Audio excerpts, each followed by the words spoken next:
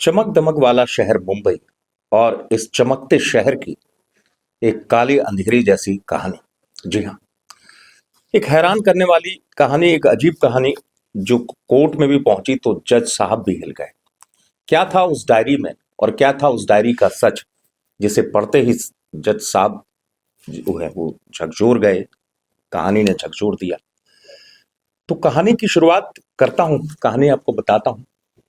कहानी मुंबई के एक इलाके की। इलाके में रहने वाली एक लड़की अपनी माँ के साथ रहती थी, स्कूल में पढ़ती थी और घर पे केवल माँ थी और वो लड़की थी। और उसके जो फादर थे वो विदेश में कहीं नौकरी करते थे। तो माँ बेटी दोनों साथ में रहा करते थे। लड़की प्राइमरी स्कूल में पढ़ती थी। अब एक दिन ये लड़की अचानक गायब हो जाती है। गायब होने के बाद मामला पुलिस तक पहुंचता है। पुलिस जांच करने आती है, लेकिन पुलिस की जांच में जो कुछ आया उससे पहले आपको बैकग्राउंड में, जिसे हम फ्लैशबैक कहते हैं, उसमें जाना पड़ेगा और इस कहानी को समझना पड़ेगा। दरअसल कहानी जैसे मैं बता रहा था कि अपनी माँ के साथ वो लड़की रहती है, प्राइमरी स्कूल में पढ़ती है।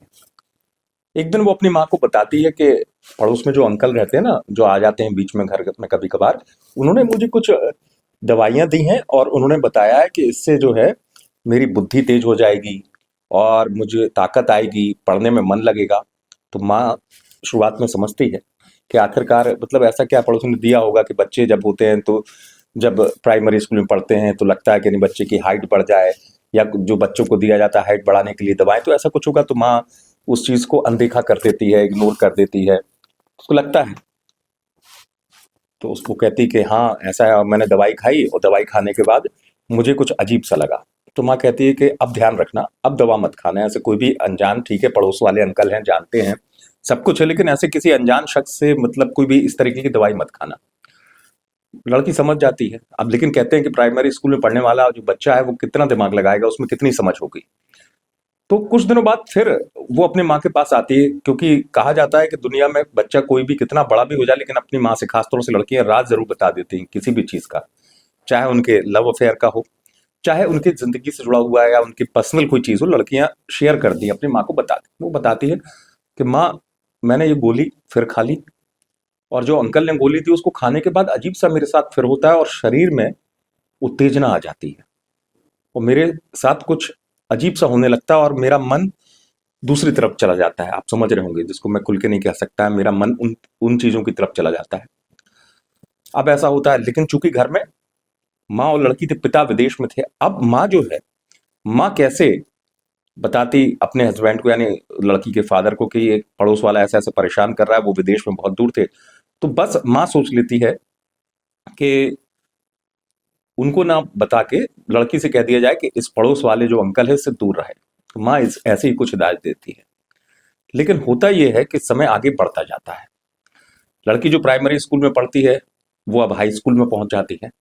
लेकिन इन 3-4 सालों में ऐसा क्या हुआ, जिसे जानते हुए या तो माँ अनदेखा करती रही, या कुछ बहुत कुछ चला 3-4 सालों में। वो 3-4 साल जो है इस पूरे केस की बुनियाद है, या कह दूं कि पूरी कहानी का जो जीस है या सच है वो है। होता यह है कि धीरे धीरे पहले वो दवा देता था, फिर वही शख्स इस दवा को खिलाने के बाद लड़की के साथ गलत काम करने लगा था।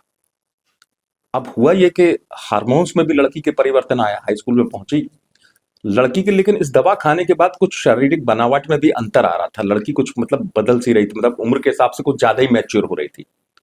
अब माँ को चिंता सताती है। तो जो शुरुआत में मैंने आपको बताया था कि ये सब 3-4 साल चला, और शुरुआत में मैंने आपको एक बात और बताई थी जब केस की शुरुआत कर रहा था, कि पुलिस पहुंचती है। लेकिन पुलिस क्यों पहुंचती है इसी घर में, ये भी मैं आपको बताऊंगा।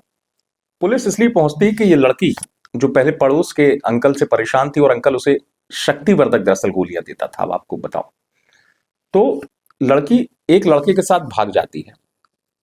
पुलिस उसी के लिए आती है पूछताछ करने के लिए, क्योंकि पहली बार ऐसा हुआ कि जब इस लड़की का फादर भी आ गया लौट के, और माँ कहती है कि लड़की अब गायब हो चुकी, किसी लड़के के साथ चली गई।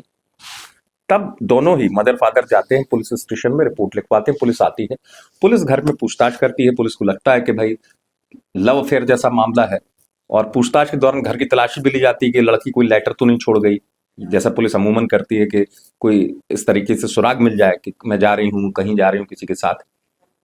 तो लेटर तो नहीं मिलता, एक डायरी मिल जाती है पुलिस को।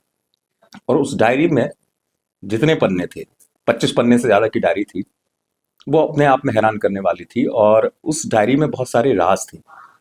उसी डायरी में लिखा हुआ था कि उस लड़की के साथ प्राइमरी स्कूल से हाई स्कूल तक क्या-क्या उस पड़ोस वाले अंकल ने किया और कैसे उसे संबंध बनाने का आदी, जिसे कहते हैं लत, डलवा दी। वो लड़की को पहले कैप दवाई दी, दवाई देने के बाद ये कहा ताकत बढ़ेगी, और लेकिन वो लड़की अब इस कदर, जिसे कहते हैं कि इस आदत में पड़ गई थी कि वो बगैर उसके रह नहीं सकती थी। खैर, पुलिस को जब पता चलता है डायरी के जरिए, तो पुलिस पड़ोसी को गिरफ्तार करती है। पड़ोसी के साथ साथ उसकी पत्नी को गिरफ्तार करती है कि तुम्हें भी सब मालूम रहा होगा कि तुम्हारा पति इस तरीके से कुछ करता है, तो तुम्हारा भी रोल इसमें है। अब ये मामला पहुंच जाता है मुंबई हाई कोर्ट में। हाई कोर्ट में इसलिए पहुंचता है कि जिस शख्स को गिरफ्तार किया गया था वो जेल में सजा काट रहा था। वो हाई कोर्ट में पहुंचता है जमानत के लिए, तो मुंबई में सिंगल बेंच की अदालत में जज साहब के पास ही पहुंचता है।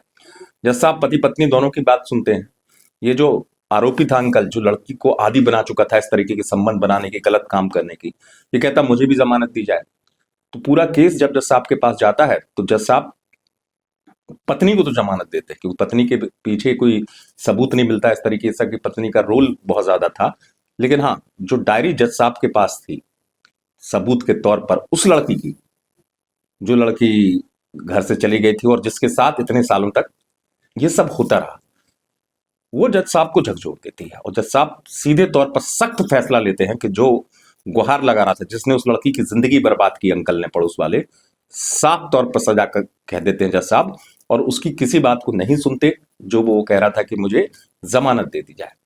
अब सवाल ये था कि लड़की कहाँ है, तो पुलिस अब उस दिशा में आगे बढ़ती है। हालांकि बाद में मामला में आपको जो कहानी सुना रहा हूँ ये साल 2020 की है।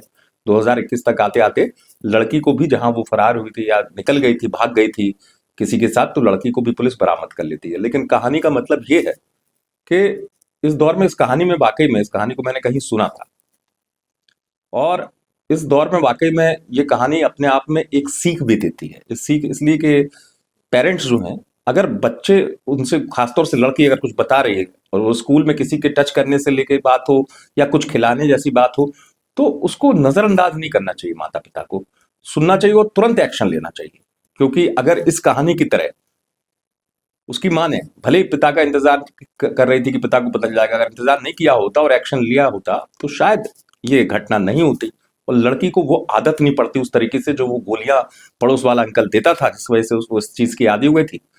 खैर, बाद में इंसाफ मिला, उसको सजा मिली जिसने इस तरह की हरकत की। लेकिन हाँ, इस कहानी से ये सीख लेने की जरूरत है और वाकई में समाज में इन चीजों को समझना चाहिए। वीके न्यूज, राष्ट्र के नाम।